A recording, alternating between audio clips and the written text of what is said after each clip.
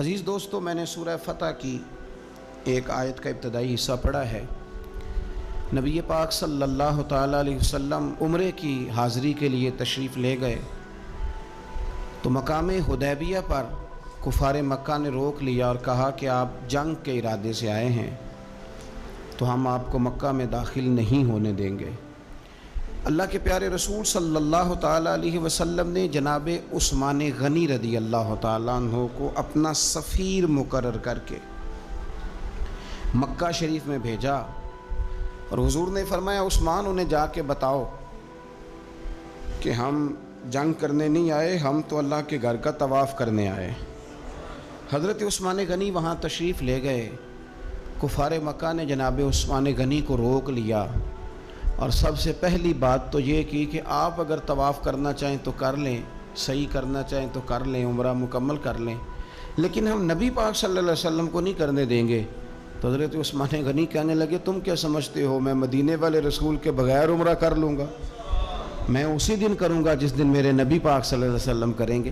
یہاں بھی کچھ صحابہ نے کہا مقام حدیبیہ میں کہ عثمان کو اللہ نے موقع دے دیا ہے، وہ تو راج راج کے کعبے کی زیارت کریں گے اور وہ کھل کے طواف کریں گے، وہ صحیح کریں گے، وہ حجر اسود کے بوسے لیں گے۔ صحابہ یہ باتیں کر رہے تھے تو حضور غور سے دیکھ رہے تھے۔ جب بات ختم ہوئی تو فرمایا فکر نہ کرو میرا عثمان،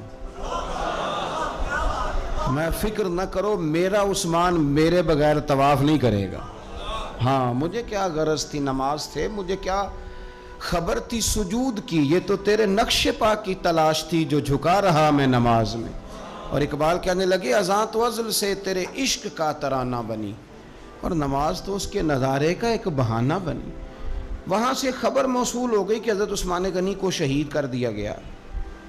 اگرچہ نبی پاک صلی اللہ علیہ وسلم کے علم میں تھا کہ عثمان کو شہید نہیں کیا گیا، لیکن جب خبر آئی تو صحابہ میں جوش پیدا ہو گیا، ہم جہاد کریں گے، ہم ان سے لڑیں گے، بدلہ لیں گے۔ جو اچھا لیڈر ہوتا ہے وہ قوم کے جذبات ٹھنڈے نہیں کرتا بلکہ جذبات کو صحیح رستہ دکھاتا ہے۔ وہ جب صحابہ میں جوش پیدا ہوا نا کہ عثمان غنی کا بدلہ لینا ہے تو نبی پاک صلی اللہ علیہ وسلم نے ایک درخت کے نیچے سب کو بلایا، فرمایا میرے ہاتھ پہ بیعت کرو کہ تم جہاد کرو گے اور جہاد میں ثابت قدم رہو گے، میرے ہاتھ پہ بیعت کرو۔ اب سب لوگ آئے کہ ہم جہاد کریں گے، ثابت قدم رہیں گے، عثمان کا بدلہ بھی لیں گے۔ وہ بیعت تھی کہ کیا نرالا رنگ تھا، اور حضور کو پتا تھا، وہ بھلا کس دلیل سے پتا تھا؟ جب سے اب صحابہ بیعت کر چکے نا، اب جو آدمی شہید ہو جائے اس کی تو بیعت نہیں نہ ہوتی، لیکن نبی کریم نے اپنا دست مبارک کھڑا کیا، فرمایا بھی یہ میرا ہاتھ ہے اور یہ میرے عثمان کا ہاتھ ہے، اور یوں ہاتھ پہ ہاتھ رکھ کے فرمایا لو میں عثمان غنی کی بھی بیعت کرتا ہوں، عثمان غنی کی بھی بیعت کرتا ہوں۔ اب وہ صحابہ کے اندر جذبہ، وہ شوق، وہ حضرت عثمان کے لیے پیار، وہ جہاد کے لیے تڑپ اللہ تعالیٰ نے بیان کیا۔ کیا انداز ہے! فرمایا لقد رضی اللہ عن المؤمنین اذ یبایعونک تحت الشجرہ، محبوب بے شک اللہ ان مومنوں سے راضی ہو گیا ہے جو درخت کے نیچے بیٹھ کر آپ کی بیعت کر رہے تھے۔ اللہ ان اہل ایمان سے راضی ہے۔ میرے نبی پاک علیہ السلام نے فرمایا جن جن نے وہاں بیٹھ کر میرے ہاتھ پہ بیعت کی تھی، اس آیت کے بعد اللہ نے وعدہ کر لیا ان میں سے کوئی بھی دوزخ میں نہیں جائے گا، سارے جنتی ہو گئے۔ سن لو بات، اس کو اچھی طرح سمجھ لو، اچھی طرح۔ یہ قرآن مجید ہے، یہ خاص نقطہ ہے، اس کو اپنے دل میں جگہ دینا۔ انہوں نے جہاد کیا نہیں، جہاد پر بیعت کی، وہ لڑنے گئے نہیں، لڑنے کا پختہ ارادہ کیا، ابھی کفر کے مقابلے میں کھڑے نہیں ہوئے تو اللہ تعالیٰ نے جنتی قرار دے دیا۔ میں کہا کرتا ہوں کہ چلو جہاد جب آئے گا تب تو دیکھی جائے گی، ارادے تو کرو نا۔ رب تو ارادوں پر ہی جنت کے وعدے فرما دیتا ہے، ارادوں پر ہی۔ ہماری نیتیں ہی نہیں بنتی، ہمارا پروگرام ہی نہیں بنتا، ہمارا کوئی ایسا ذہن ہی نہیں بنتا۔ تو حضرت عثمان غنی کا یہ مرتبہ ہے کہ ان کے تعلق سے اگر میٹنگ بھی بیٹھے، بیعت بھی ہو تو اللہ تو ان بندوں سے بھی راضی ہو جاتا ہے جو ان کے لیے اکٹھے ہوتے ہیں۔ حضرت عثمان غنی میرے نبی پاک علیہ السلام کے صحابہ میں جید ترین آدمی، اور یہ حضور کے داماد ہیں۔ نبی پاک کی 4 بیٹیاں ہیں، اور یہ بات قرآن پاک سے ثابت ہے، کل ازواجک و بنات، اے محبوب اپنی بیویوں سے بھی کہہ دو اور بیٹیوں سے بھی کہہ دو۔ اللہ نے قرآن میں بیٹی نہیں کہا، بنات کہا، سورہ احزاب دیکھ لیجئے گا، اپنی بیویوں سے کہہ دو اور اپنی، تو بیٹیاں جو ہوتی ہیں وہ ایک ہوتی ہے. لوگ عمروں کا حساب لگاتے پھرتے ہیں، عمروں کا، اتنی عمر میں شادی ہو تو ہے. او خدا کے بندے تو کس چکر میں پڑ گیا؟ جب رسول کریم صلی اللہ تعالیٰ علیہ وسلم کو رب کہہ رہے اپنی بیٹیوں سے کہہ دو. حضور کی 4 بیٹیاں، حضرت زینب حضور کی بڑی صاحبزادی ہیں، ان کی بڑی بیٹی حضرت امامہ بنت زینب صحیح بخاری میں موجود ہے. نبی پاک اپنی نواسی سے بڑا پیار کرتے تھے. حضور نکلنے لگتے نماز کے لیے تو بچی ضد کرتی، نانا میں نے نہیں جانے دینا. بڑا سیانہ بندہ بھی ہو تو چھوٹے بچوں سے ڈرتا ہے، چھپ کے باہر نکلنا پڑتا ہے، بچے نہیں نکلنے دیتے. حالانکہ بندہ کسی سے نہیں ڈر رہا، سمجھدار ہے، پر وہ کہتا ہے اسے ذرا سائیڈ پہ کر. پیار ہوتا ہے نا جی، دل نہیں. حضرت زینب کہتی ہیں کہ میری بیٹی ضد کرنے لگی، حضور نماز کے لیے جا رہے تھے، نانا کے ساتھ جانا ہے. میں نے بچی کو زبردستی پکڑا، میں نے کہا بیٹھ جاؤ، حضور آپ جائیں. بچی رونے لگی تو حضور واپس آ گئے. تو کہتا ہے حضور کی ہمیں باقی نواسیاں نہیں ملتے، بخاری میں پڑھ ہیں باقی کے بھی. نبی پاک واپس آ گئے اور فرمایا نہ زینب رلا دے مجھے، میں ساتھ ہی لے جاتا ہوں. ابا جان آپ نماز پڑھیں گے بچی سنبھالیں گے؟ فرمایا دونوں کام ہی کر لوں گا. حضور لے آئے جناب امامہ کو، اللہ اکبر کہہ کے نیت باندھی تو یہاں نواسی کو اٹھایا ہوا ہے. گویا نماز بھی ہو رہی ہے اور نواسی کی دل جوئی بھی ہو رہی ہے. امامہ بنت زینب کو حضور نے اٹھایا ہوا ہے. اللہ کے رسول رکوع میں گئے تو بچی کو کھڑا کر، شہزادی حضور کی زلفوں سے کھیلتی رہی. سجدے میں گئے تو زلفوں سے کھیلتی رہی. حضور پھر اٹھے تو بچی کو پھر اٹھا لی. تو میرے رسول پاک کی 4 بیٹیاں. میں نے قصداً آج کچھ ایسی روایات آپ کے سامنے رکھنی ہے جس میں صرف حضرت عثمان غنی کی شان نہ ہو، جناب رقیہ کا بھی ذکر ہو. حضور نے حضرت رقیہ رسول پاک صلی اللہ علیہ وسلم کی دوسری صاحبزادی، سب سے بڑی جناب زینب ہے، دوسری رقیہ ہے، ان کا نکاح حضرت عثمان غنی کے ساتھ فرمایا. اور حضرت عبداللہ بن حزم فرمایا کرتے تھے سارے صحابہ ہی سونے تھے، پر صحابہ میں جو سب سے سونے تھے وہ حضرت عثمان غنی تھے. اونچا لمبا قد تھا، گھنی داڑھی تھی، حسن تھا، جمال تھا، اور شرمیلے تھے. حضرت عثمان غنی حیا والے تھے. حضرت اسامہ بن زید رضی اللہ تعالیٰ عنہ فرمانے لگے، یہ طبرانی کی حدیث ہے، حضرت اسامہ بن زید کہتے ہیں گھر میں نا سالن پکا نبی پاک صلی اللہ علیہ وسلم، حضور نے سالن کھایا تو بڑا مزیدار لگا. یہ بھی دل کا انوکھا سودا ہے کہ جب کچھ چیز اچھی لگے تو پھر اپنے یاد آتے. آپ یقین کریں پھر بندہ کہتا ہے تھوڑی پیک بھی کرا لوں بچوں کے لیے، اپنے یاد آتے. حضرت اسامہ بن زید کہتے ہیں سالن بڑا عمدہ تھا، گوشت پکا تھا، حضور نے تھوڑا سا برتن میں ڈالا، فرمایا جا میری بیٹی رقیہ کو دے آ. جناب اسامہ بن زید رضی اللہ تعالیٰ عنہ فرماتے ہیں کہ تو میں چھوٹا تھا، دوسرا بھی پردے کی آیتیں بھی نازل نہیں ہوئی تھیں، ایک دوسرے کے گھروں میں بلا روک ٹوک لوگ آیا جایا کرتے تھے. آپ فرماتے ہیں وہ سالن کا برتن لے کے جب میں پہنچا نا حضرت عثمان غنی کے گھر، دونوں میاں بیوی ایک چارپائی پہ بیٹھے تھے. فرماتے ہیں میں نے بھی دنیا دیکھی پر اتنا سونا جوڑا میں نے بھی کبھی نہیں دیکھا. آپ فرماتے ہیں کبھی میں سیدہ رقیہ کی جانب دیکھتا، کبھی حضرت عثمان غنی، اور مجھے بھول ہی گیا میں کس کام آیا ہوں، مجھے بھول گیا، میں محو ہو گیا. کہتے ہیں کہ وہ حضور کے داماد اور شہزادی کو دیکھ کے میری نظریں ہٹتی ہی نہیں. کہتے ہیں جب میں دیر تک دیکھتا رہا تو عثمان غنی مسکرائے، فرمانے لگے اسامہ کدھر آئے تھے یار؟ تو جیسے بندے کی آنکھ کھل جاتی ہے. میں نے کہا جی میں سالن دینے آیا تھا. کہتے ہیں میں نے پیش کیا. جب میں واپس گیا سارے رستے پروگرام بناتا گیا کہ عرض کروں گا یا رسول اللہ، یہ چاؤ ہوتا ہے نا، یہ چاؤ ہوتا ہے. گاؤں میں کسی کی بارات آتی ہے تو پرانی عورتیں جو ہوتی تھیں وہ دولہا دیکھ کے کہتی تھی اللہ نے بڑی سونی جوڑی ملا دی. کیا بات، یہ ایک چاؤ ہوتا ہے، شوق ہوتا ہے. حضرت سیدنا اسامہ بن زید فرماتے ہیں میں سارے رستے پروگرام بناتا گیا کہ عرض کروں گا حضور کمال ہے، کیا اللہ نے آپ کی شہزادی کو اور آپ کے داماد کو نوازا ہے، کمال ہے. کہتے ہیں میں پروگرام بناتے جا رہا تھا لیکن جیسے ہی میں پہنچا حضور کے حجرے میں قدم رکھا مجھے بتانا ہی نہیں پڑا. حضور مسکرا کے فرمانے لگے اسامہ میری بیٹی اور میرے داماد کو دیکھا؟ یا رسول اللہ دیکھا. فرمایا اتنے سونے لوگ پہلے بھی کبھی دیکھے؟ میں نے عرض کی حضور نہیں، میں نے پہلے. کیا بریلی کے امام کا انداز ہے. فرماتے ہیں تیری نسل پاک میں ہے بچہ بچہ نور کا، کیونکہ تو ہے عین نور تو تیرا سب گھرانہ ہی نور کا. حضرت عثمان غنی رضی اللہ تعالیٰ عنہ اور جناب رقیہ خوبصورت ترین. اچھا مکہ شریف میں بڑے ظلم کیے لوگوں نے مسلمانوں پہ. مسلمان مجبور ہو گئے ہجرت کرنے کے لیے. ایک ہجرت مدینہ شریف سے پہلے ہوئی تھی, اس کو ہجرت حبشہ کہا جاتا ہے. اس ہجرت حبشہ میں نبی پاک کی شہزادی جناب رقیہ بھی شامل تھی اور حضرت عثمان غنی بھی شامل تھے.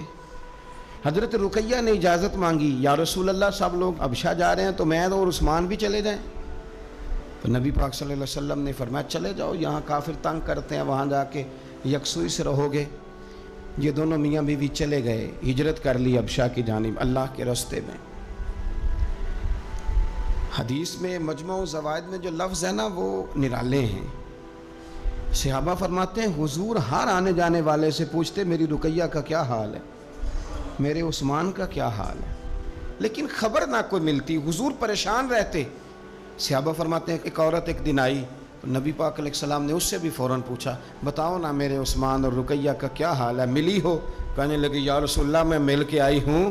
عثمان کو تو اللہ نے شان ہی بڑی دی ہے, وہ مٹی کو بھی ہاتھ لگاتا ہے تو رب اسے سونا بنا دیتا ہے. وہ تو کمال ہو گئی. اللہ کے حبیب وہ بڑے سکون میں ہیں, سکھی ہیں. اب حضور نے بیان کیا مجموع زوائد میں اور تاریخ الخلفاء میں امام سیوطی علیہ رحمہ نے اس کو لکھا. اب یہاں نبی پاک علیہ السلام فرمانے لگے, حضور فرمانے لگے اللہ کے نبی حضرت لوط علیہ السلام وہ تھے جنہوں نے اپنی بیوی کے ساتھ اللہ کے راستے میں ہجرت کی تھی. حضرت لوط علیہ السلام. ہجرت بہت بڑا مقام ہے اگر کوئی دین کے لیے کرے, لیکن صحابہ نے ہجرت کی تو اکیلے اکیلے. حضرت ابو بکر بھی ہجرت کر کے گئے تو اکیلے, حضرت عمر بھی گئے تو اکیلے. لیکن حضور فرمانے لگے انبیاء میں سے حضرت لوط علیہ السلام نے ہجرت کی تھی اپنی بیوی کے ساتھ, چونکہ گھر والوں کو لے کے ہجرت کرنا مشکل ہوتا ہے. جو کام مشکل ہو اس پہ اجر بھی زیادہ ملتا ہے. حضرت لوط نے ہجرت کی تھی اپنی بیوی کو لے کے. فرمایا جناب لوط سے لے کر آج تک دوبارہ اگر کسی جوڑے کو ہجرت کرنے کی سعادت ملی ہے تو وہ میرے عثمان اور میری بیٹی رقیہ کو ملی ہے.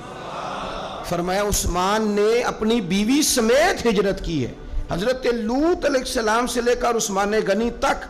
اگر کبھی آپ اس پہلو کو سمجھیں تو بڑا ذائقہ دے گا کہ گھر بار چھوڑا ہے, ہر چیز قربان کی ہے. کس لیے؟ اللہ اور اللہ کے رسول کے لیے. تو یہ پہلا نبی پاک صلی اللہ علیہ وسلم نا اس جوڑے سے پیار کرتے. حکمتیں ہمارے ہاں پتہ کیا ہوتا ہے, کچھ دکھ نا ہم نے جان بوجھ کے گھڑ لیے ہیں, وہ دکھ نہیں ہیں جان بوجھ کے. مثلا ابا جی گئے بیٹی کے گھر میں شادی کے 2 4 5 مہینے کے بعد, تو واپس آ کے ابا جی رو پڑے. کیا ہو گیا جی آپ کو؟ کہتے ہیں اوہو میری دھی تے اتنے کام ہی بڑے کر دی پئی, میں نے بڑی لاڈوں سے پالی تھی, بڑی لاڈلی تھی, وہ میں گیا ہوں چولہے کے آگے کھڑی تھی. یہ جعلی دکھ ہے. اپنے گھر کا کام کر رہی تھی کہ یہاں وہ اللہ معاف کرے اسے نوکری کرا رہے تھے. تو یہ جان بوجھ کے گھڑے ہوئے دکھ ہیں جن کا کوئی معنی نہیں, کوئی مطلب نہیں. اپنے گھر کا کام کر کے بچی کی صحت بھی ٹھیک ہوگی, اس کے نظریات بھی پختہ ہوں گے اور خاوند کی عزت کرے گی, اسے راضی کرے گی, تو میرے رسول پاک نے فرمایا رب جنت بھی عطا فرمائے گا. لیکن یہ دکھ ہے جناب, وہ ہو میں گیا گرمی بڑی سخت تھی, یعنی یہ دکھ ہے کوئی کہ میری بیٹی روٹیاں پکاتی ہے جی, شکر کر پکاتی ہے, اللہ کا احسان سمجھ. یہ تو دور ہے وسوسوں کا. میں تو کہتا ہوں اس میں جو بندہ زیادہ مصروف ہے نا, اس کو روٹی کھانے کا ٹائم بھی مشکل سے ملتا ہے, وہ بھلا آدمی ہے. تھک کے سوئے, یہ ٹینشنوں میں نہ پڑے, چگلیوں میں نہ پڑے, غیبت میں نہ پڑے, گلے نہ کرے, بری سوچ نہ اسے آئے, اچھا اللہ کا شکر ادا کر. اور یہ پرانے لوگوں کے اندر یہ خاص, آج کل تو میں دیکھتا ہوں سارے بیچارے نوجوان لڑکے انہوں نے جمعے والے دن ہینگر لٹکائے ہوتے ہیں پیچھے, سارے کپڑے دھوبی سے استری کرا کے لا رہے ہوتے ہیں, سارے پتہ نہیں کہاں کام کاج ہوتے ہیں, ہمیں نہیں سمجھ آتی. سب نے سائیکل پہ روٹیاں لٹکائی ہوتی ہیں, کھانا پا گیا روٹیاں لے آؤ, کون سے کام کی بات. پھر بھی ابا جی رو رہے ہیں آ کے. اور یہ بچیوں کی ٹریننگ کریں, آپ یقین کریں یہ مفت کے رٹے ہیں, جھگڑے ہیں. کیا ہو جاتا ہے؟ سنو میرے رسول پاک نے کیا فرمایا. کسی نے پوچھا حضور بہترین مسلمان کون ہے؟ تو نبی پاک نے فرمایا جو سلام لینے میں پہل کرے اور روٹی زیادہ کھلائے. تو اگر آپ کی بیٹی کسی کو روٹی پکا کے کھلائے گی تو بہترین مسلمان بنے گی. کون سا دکھ آپ نے پالا؟ سنو میں آپ کو حدیث سناتا ہوں. میرے نبی کریم علیہ السلام حضرت عثمان غنی کے گھر تشریف لے گئے. جناب عثمان غنی کے حضور اچانک گھر پہنچے.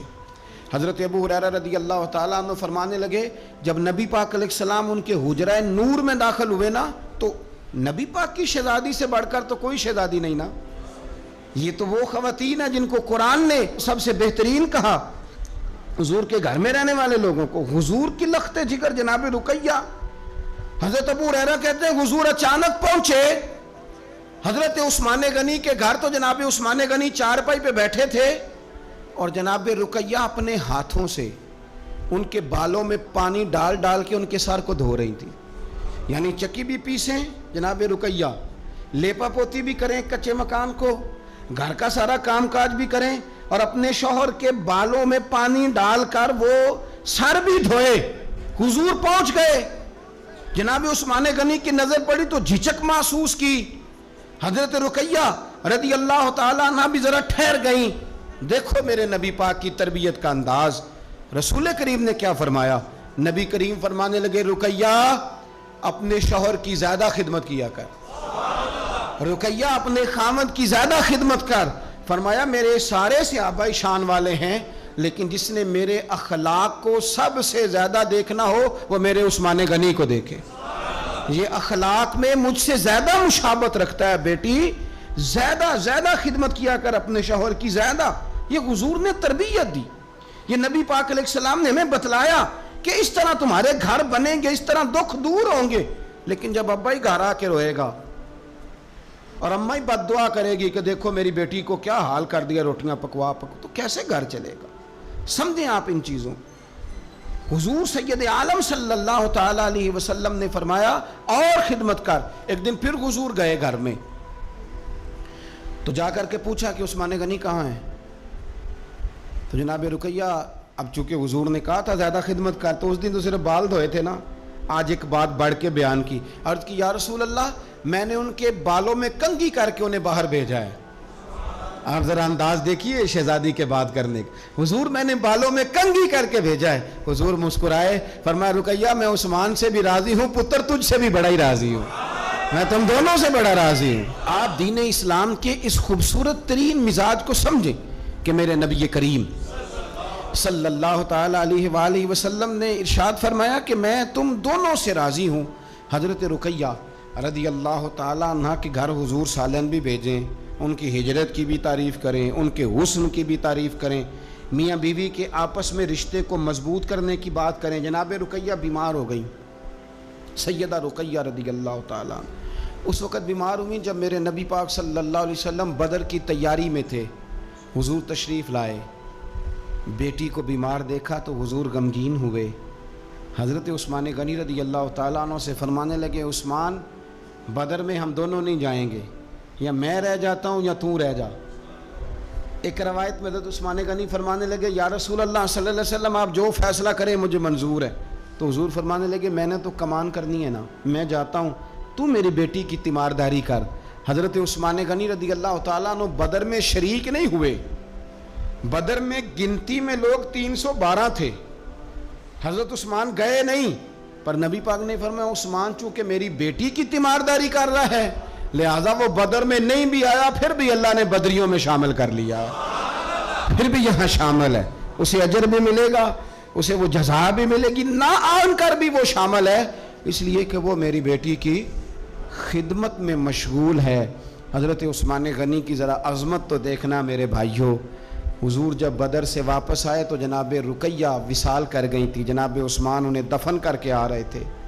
اب بات آگے چلی, حضرت عثمان بھی غمگین رہنے لگے کہ میرا حضور سے قریبی رشتہ تھا, اب کیا بنے گا. یہ دنیا میں واحد انسان ہے حضرت عثمان غنی کہ کسی ایک شخص کو کسی نبی کی 2 بیٹیوں سے نکاح کرنے کا موقع ملا. حضور نے اپنی چھوٹی شہزادی حضرت ام کلثوم رضی اللہ تعالیٰ عنہ کا نکاح بھی ان کے ساتھ کر دیا. میرے سامنے مجمع الزوائد پڑھی ہے.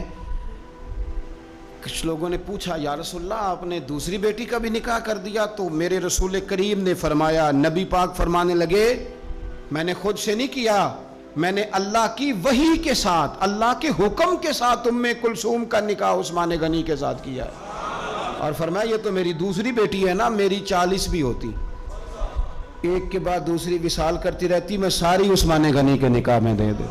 2 بیٹیوں کا نکاح حضور نے کیا۔ اب بولے بریلی کے امام اور فرمانے لگے نور کی سرکار سے پایا دوشالہ نور کا، نور کی سرکار سے پایا دوشالہ نور کا، ہو مبارک تجھ کو ذوالنورین جوڑا نور کا۔ حضرت عثمان غنی سے نا حضور بڑا پیار کرتے تھے۔ آپ ناراض نہ ہونا، میں آپ کو ایک گزارش کرنے لگا ہوں، یہ میری بات یاد رکھنا، کوشش کرنا آپ کا مزاج کبھی کسی بندے کے لیے بوجھ نہ بنے، آپ کی طبیعت کبھی کسی پر بوجھ نہ بنے۔ کوشش کریں کہ رویہ اس طرح کا ہو کہ آپ کسی سے ملیں تو اسے سکون ملے، اسے توانائی ملے۔ بعض لوگ ایسے ہوتے ہیں کہ جن سے ملنے کو دل کرتا ہے، مثل تعویذ ہوتے ہیں کچھ لوگ، وہ جب بھی ملتے ہیں شفا ہوتی ہے۔ کچھ لوگ ایسے ہوتے ہیں کہ جن سے ملنے کو نا بندے کا دل کرتا ہے کہ کبھی یہ آ جائے نا 2 گھڑیاں، اور وہ جانے لگے تو بندہ اسے کہتا ہے اتنی بھی جلدی کیا ہے، ذرا ٹھہر جائیے، ہیں جی۔ تو کبھی بوجھ نہ بنے۔ بعض لوگ ایسے ہوتے ہیں جو دقت کرتے ہیں، بوجھ بنتے ہیں، اور بعض ایسے ہوتے ہیں جن سے ملنے کو دل کرتا ہے۔ کیا خوبصورت حدیث ہے، حدیث کی راوی سیدہ عائشہ صدیقہ ہیں۔ بڑی چیزیں میں نے پڑھی حضرت عثمان کے بارے میں، بڑی کتابیں دیکھی، لیکن یہ بات پڑھ کے نا تو کلیجہ بڑا ٹھنڈا ہو گیا۔ پیار بہت سارے لوگوں سے ہوتا ہے یار، یہ تو نہیں ہے نا کہ پیار نہیں۔ نبی پاک کا جو حضرت ابوبکر صدیق سے پیار ہے، اس کا دنیا میں کوئی انکار کر سکتا ہے؟ حضرت عمر کو جو حضور چاہتے ہیں کوئی انکار کر سکتا ہے؟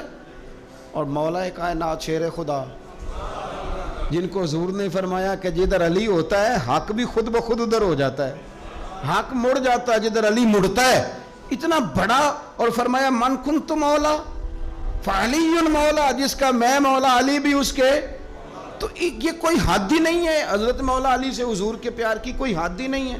یہ دنیا میں واحد بندہ ہے، ساری دنیا حضور کو مناتی تھی، علی روٹھ جاتے تھے تو مصطفیٰ منانے جاتے تھے، یہ سب سے پیار ہی نرالا ہے۔ لیکن حضرت عائشہ صدیقہ کہتی ہیں ایک دن نا حضور گھر میں تھے، ذرا سننا بات، اور یار یہ بھی ایک رنگ ہے زندگی کا، اور مطلب آپ کیا سمجھتے ہیں کہ وہ جو لیڈر ہے اس کے سینے میں دل کوئی نہیں، وہ جو سیٹھ ہے اس کے سینے میں، آپ کا کیا خیال ہے کہ جو مفتی ہو گیا تو اس کے سینے میں دل نہیں رہا، جو پیر ہو گیا تو کیا اس کے سینے میں پتھر بن گیا، دل نہیں دھڑکتا؟ درد اگرچہ جان گسل ہے، کیا کروں، دل ہے۔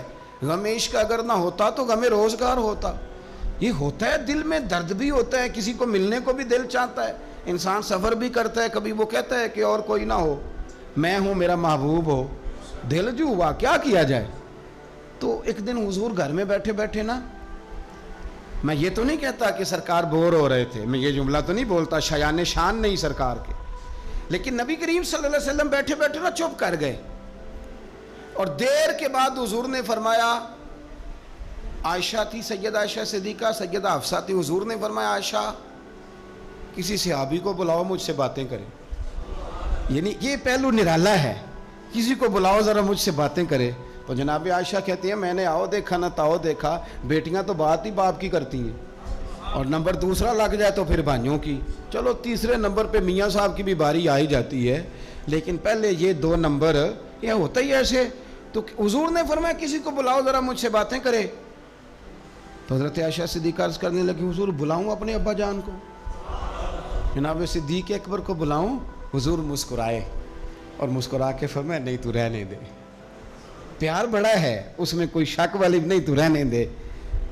تو حضرت حفصہ کہتی ہیں جب حضرت عائشہ پیچھے ہٹی تو میں نے فوراً آگے بڑھ کے نا تو عرض کی حضور میں اپنے ابا جی جناب عمر کو بلاؤں؟ تو حضور پھر مسکرائے، فرمایا ٹھیک ہے عمر بھی، پر تو مہربانی کر رہنے دے، قربان جاؤں حضرت عثمان آپ کی شان پر، کیا نصیبہ ہے۔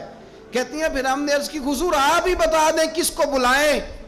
تو کہتی ہے ہم نے حضور کے چہرے پر عجیب سی سنجیدگی دیکھی، حضور فرمانے لگے کوئی میرے عثمان کو بلاؤ، کوئی میرے عثمان کو بلاؤ، میں اس سے باتیں کرنا چاہتا ہوں۔ کہتی ہیں پیغام چلا گیا، عثمان آ گئے، پردہ گر گیا، بیویاں اندر چلی گئیں، حضور نے پہلو میں بٹھا لیا، میرے نبی نے ماتھا بھی چوما، حضور نے پیار بھی کیا، اور فرمایا عثمان اس دن ثابت قدم رہنا جس دن لوگ تمہیں شہید کریں گے، عثمان اس دن ثابت قدم رہنا جس دن فتنے اٹھیں گے، اس دن ثابت قدم رہنا جب لوگ تیری قمیض اتارنا چاہیں گے جو اللہ نے تجھے پہنائی ہوگی، فرمایا اس دن ثابت قدم رہنا۔ حضرت سیدنا عثمان غنی نے آنکھ اٹھائی، ہلکے سے آنسو چمکے، عرض کی حضور آپ دعا کر دینا، اللہ عثمان کی مدد فرما دے گا۔ دعا حضرت عثمان غنی کو تو حضور بلا کے نا کہ یار اس کیفیت کو سمجھو، اتنا میٹھا بندہ۔ حضرت عثمان غنی بالکل نرم مزاج آدمی تھے، ٹھنڈی طبیعت کے تھے، لیکن حضرت عائشہ کہتی ہیں حضور لیٹے ہوئے تھے تو ذرا پنڈلی سے نا تامت مبارک کٹی ہوئی تھی، یہ بخاری مسلم ہے۔ حضرت ابو بکر آئے تو حضور لیٹے رہے، بات چیت ہوتی رہی، جناب عمر آئے لیٹے رہے، بات ہوتی رہی۔ کسی نے کہا حضور عثمان آ گئے، حضور اٹھے، تامت سیدھی کی، اٹھ کے، حالانکہ بندہ نرم مزاج ہے سب سے، رسول کریم نے تامت مبارک کو سیدھا کیا، لوگ بیٹھے رہے، باتیں ہوئی، چلے گئے۔ سیدہ عائشہ صدیقہ کہتی میں نے کہا یا رسول اللہ میرے ابا جی بھی آئے، آپ لیٹے رہے، عمر بھی آئے، آپ عثمان کے آنے پر تو نے بڑا اہتمام کیا۔ تو حضور فرمانے لگے عائشہ اس سے حیا نہ کرو جس کی فرشتے بھی حیا کرتے ہیں۔ اللہ کرے آپ کو سمجھ آئے، میں بات ختم کرنے لگا ہوں، یہ حدیث پڑھنی ضروری ہو گئی تھی۔ اور اس کی حیا نہ کرو جس کی فرشتے حیا کریں، جس کی مصطفیٰ حیا کریں۔ وہ کتنا نالائق امتی ہے جو اس عثمان کی حیا نہ کرے، وہ کتنا نالائق ہے جو پھر اس عثمان غنی کی حیا نہ کرے۔ ہمیں ہر موقع پر سیدنا عثمان غنی کی حیا کرنی۔ حضرت عثمان غنی کی زندگی کے 3 پہلو بڑے نمایاں ہیں، 3 پہلو بڑے۔ ایک تو حضرت عثمان غنی رضی اللہ تعالیٰ عنہ بہت زیادہ سخاوت کرنے والے تھے۔ میں نے جو لفظ کہے سوچ سمجھ کے کہے، یعنی زیادہ نہیں، بہت زیادہ سخاوت، بہت زیادہ سخاوت۔ اور دوسرا بہت زیادہ شرم و حیا والے تھے، فرماتے تھے باتھ روم کے اندر بھی کپڑے اتار کے غسل نہیں کرتا، شرم و حیا والے تھے۔ اور تیسرا اللہ سے بہت زیادہ ڈرنے والے۔ یہ 3 خوبیاں جس مسلمان کے اندر پیدا ہو جاتی ہیں وہ ایک خوبصورت مسلمان بن جاتا ہے۔ اللہ ہمیں ان کے رستوں کا مسافر بنائے۔